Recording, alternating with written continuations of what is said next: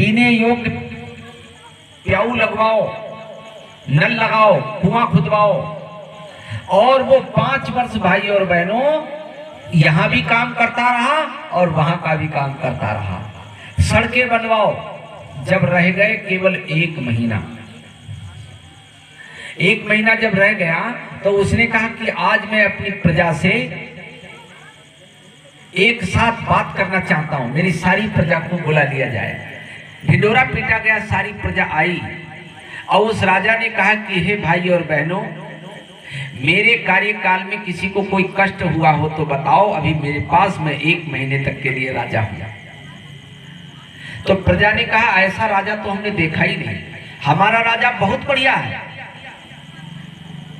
और हम आपको बहुत चाहते हैं।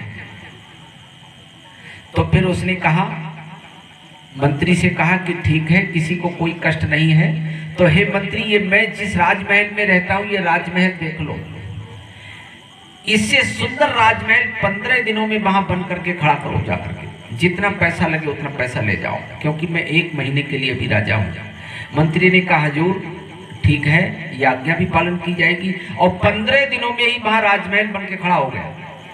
फिर 15 दिन के बाद उसने अपनी प्रजा से कहा कि जो भी प्रजा हमें चाहती हो हमारे राज्य में जाकर के बस जाए, सबको उचित भूमि दी जाएगी, जमीन दी जाएगी, सबको उचित सुविधा दी जाएगी।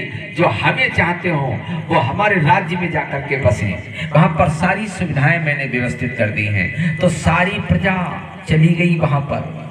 अंतिम दिन वो गया अपने पुराने राजा के पास और कहा कि महाराज मेरी विदाई करो, मेरा आज अंतिम दिन है, मैं जा रहा हूं। तो उस राजा ने सीने से लगा लिया और कहा कि अब यहाँ रहा ही कौन है, तुम यहाँ के भी राजा हो, तुम वहां के भी राजा हो। बोले सदगुरु भगवान की जय। भाई और बहनों, कहानी का उद्देश्य क्या है?